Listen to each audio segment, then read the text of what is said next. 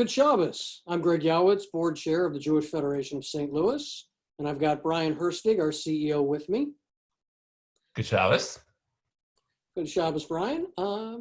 Here today again for one of our weekly video calls to bring you all up to date on a number of things going on in the community, tell you about some exciting things that are happening, let you know some of the stuff that's going on at the Federation and in the overall community, and just keep you connected through these challenging times through the COVID pandemic. We hope that you are all staying healthy and safe and practicing good social distancing. And I know I, for one, can't wait for the time when I can see people again in person versus by Zoom. Yeah, look, I've got a 2-year-old, and getting out of the house, getting out to parks and doing stuff would be fantastic. Yes, very much so.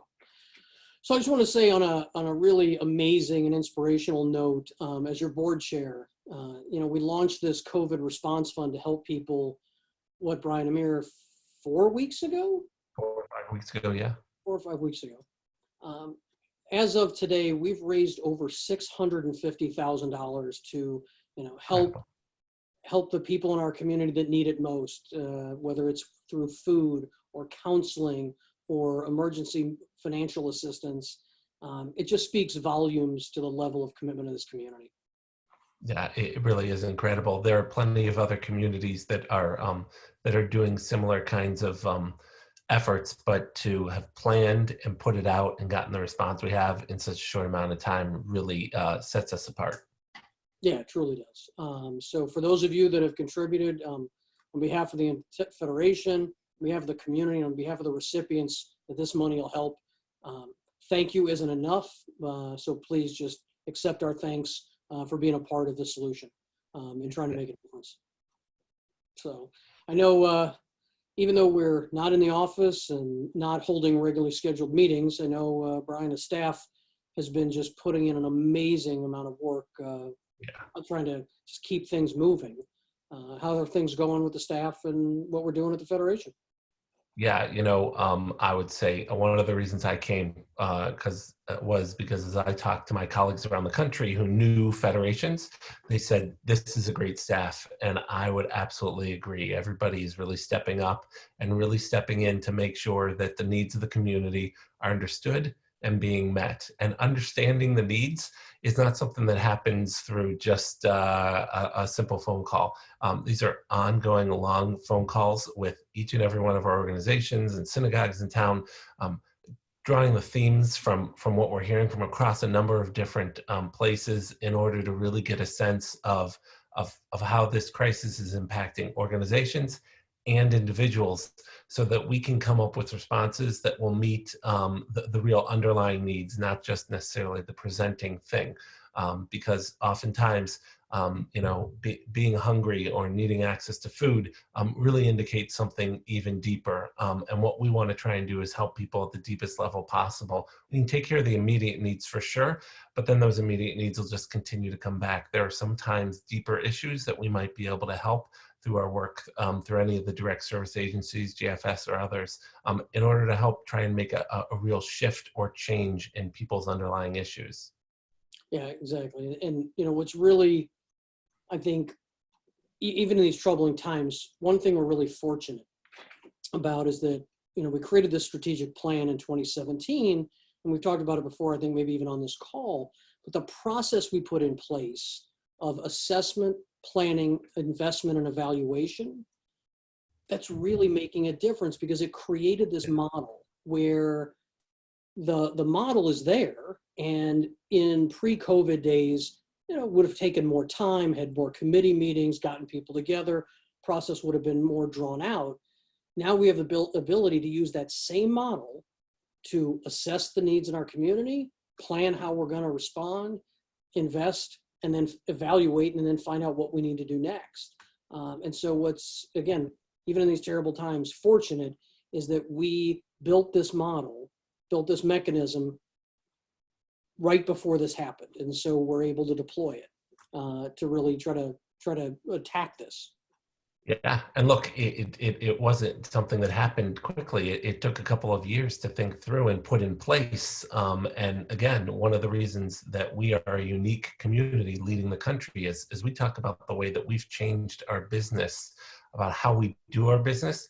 Other federations and other communities, as we talk to them, say, wait, tell me a little more about that. And I can say with absolute certainty that if not for that change in the way that we work with the community and partner with organizations and synagogues, we wouldn't be as responsive and as nimble as we are now. So a lot of hard work went in for a number of years.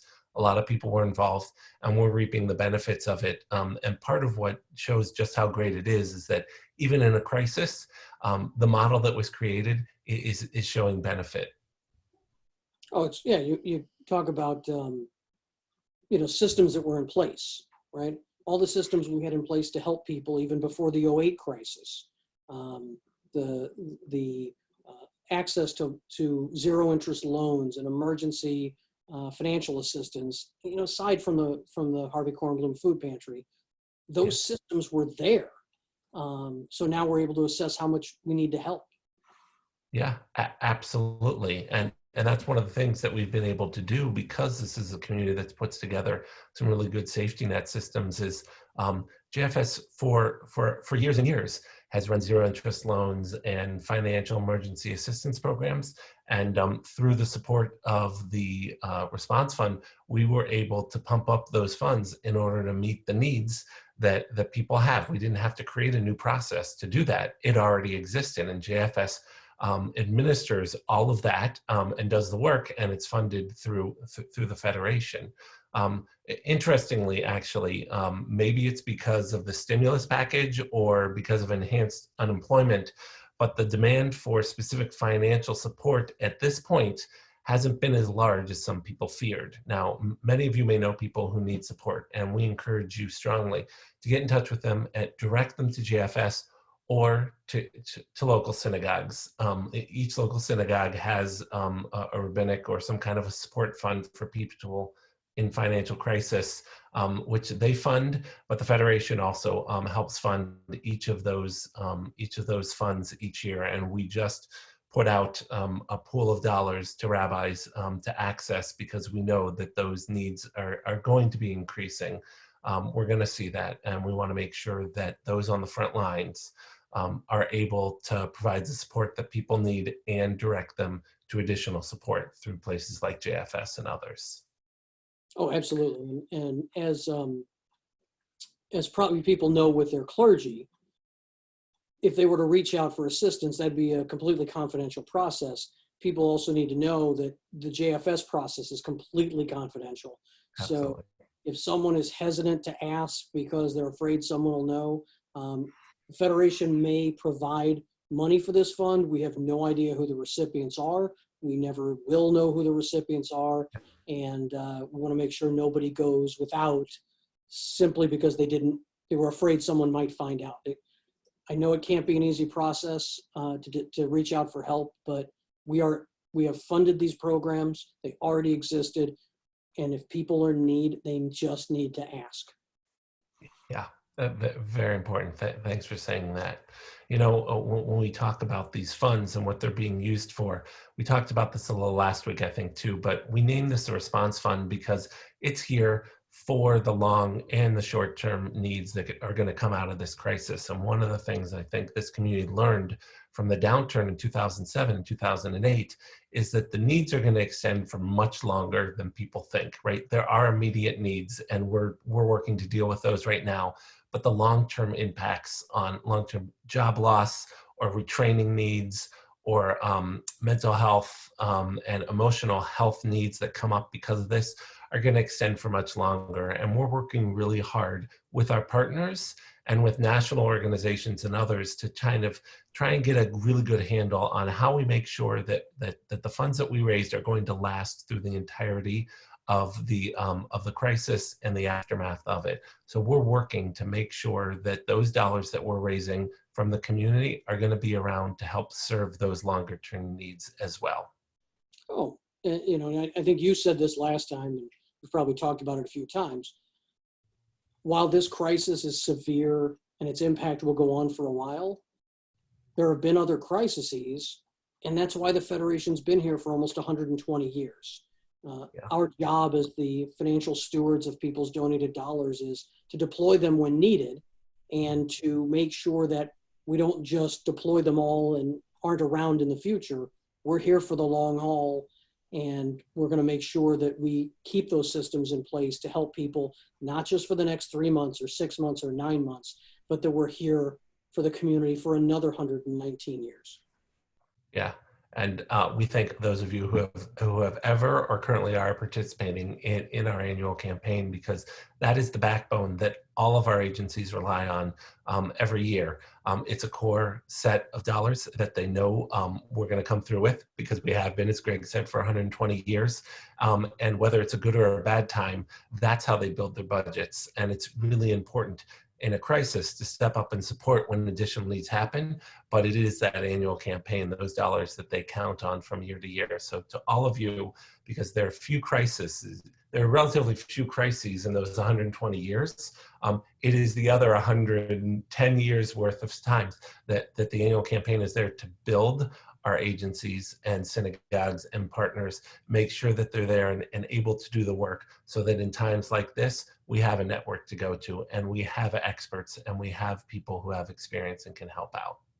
Oh, absolutely. I mean, that's been, we've talked in the past on our calls about the lay leadership and staff leadership calls where we're working together. And that's exactly it. We're here for the long haul for the entire system. This isn't just to take care of this one particular challenge. It's to ensure the continuity of our Jewish community for another 100 years or more. Though I don't think you or I will be here in 100 years, barring some great advance in medical science.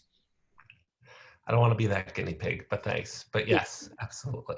Exactly. So, we're here. We hope you'll join us in continuing to support all the work that the Federation does, so that we can support all the great work that our partners do. Yeah. And a lot of partners are now looking at the change of the weather. Yeah, the summer is coming, and I know there's a lot of questions out there. I think we all know there are a lot of questions about what's going to be happening and what's going to be available. And I can assure you, Greg mentioned our community leadership calls. Everybody's talking about this, and there are lots of ideas that are being floated and bandied around.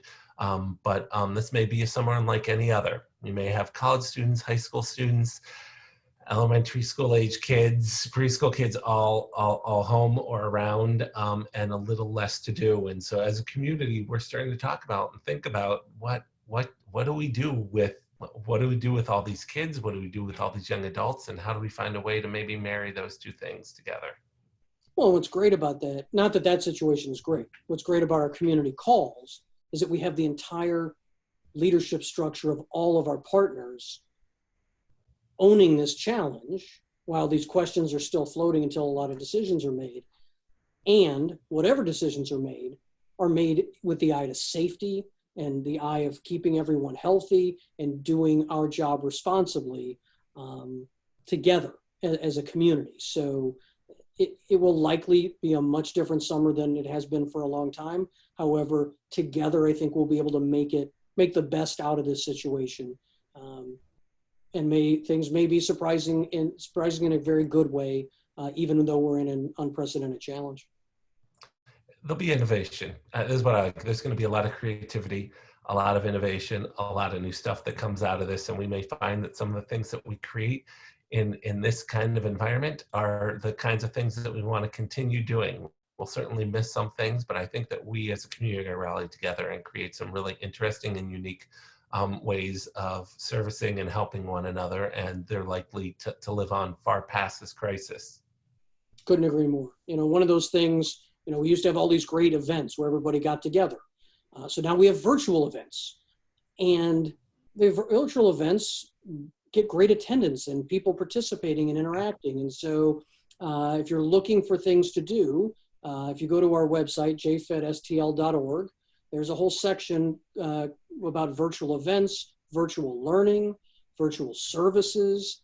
We've got directories and links to things going on not only in St. Louis, but all over the world. And so just go to the Federation's homepage, there's just a bevy of opportunity pretty much at any time of the day for you to Or night. or night to learn, to collect, to get together with people virtually, enjoy services. So many, probably more than you could actually do in a day. For sure. And we shouldn't go through this entire conversation without saying happy birthday to Israel. Israel celebrated its 72nd birthday on Wednesday, and we took part, many of you did, I'm sure as well, in an international celebration put on in part by our parent organization, JFNA, in recognition of Israel's 72nd birthday. There was a star-studded affair. It was a star-studded online extravaganza attended by, I believe, tens of thousands virtually. Yeah. And I believe also recorded so people could watch it if you were, say, I don't know, dealing at home with a 2-year-old at the time and, couldn't get to the computer. So that's the other benefit of these virtual events is most of our partners are recording them and making them available offline. One of those in particular, I participated in on Thursday, the first St. Louis flagpole series put on by Rick Recht, thanks to the amazing generosity of the Steinberg Family Foundation and in partnership with the Federation and the JCC and Jewish Rock Radio. It was a great musical collaboration. There were people from all over the country involved, different musicians. I was watching the chat box go, and I remember seeing toward the end, someone put in the chat box, "Oh, I just found it." And they thought they had missed it. And then somebody put in the chat box, "It's being recorded. It'll be posted online. You can watch it later." And this was just the first one. So they're every Thursday at 7 p.m. For the next 3 weeks, I would say at least. Could go longer. We'll see how long we go with this crisis. So if you missed it, the link to get there, it's the Jewish Federation of St. Louis's Facebook page that will go live at 7 p.m. again next Thursday for about 40 minutes. It's just it's a great thing to do. We watched it while we were eating dinner somewhat late. We had the computer on the kitchen table, so me and my wife and daughters watched it. It reminded me of camp just a little bit, and I've been missing that, so it was really nice. Exactly. And it's right about sundown, a little before. Maybe you're eating dinner, maybe you're sitting out on your patio.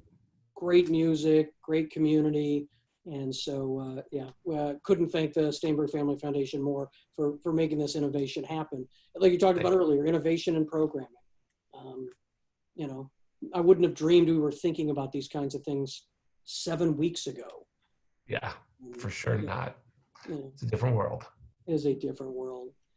So I think that's, unless you have anything else, I think that's our chat for this week. We hope you're all staying healthy and safe. We hope you can get out and enjoy some of this nice weather. We hope you have a meaningful and restful Shabbat. And we look forward to seeing you. And if there's anything you ever need, go to the jfedstl.org website. There are links for assistance, or you can reach out to Brian or me. Thank you. Shabbat Shalom. Good Shabbos.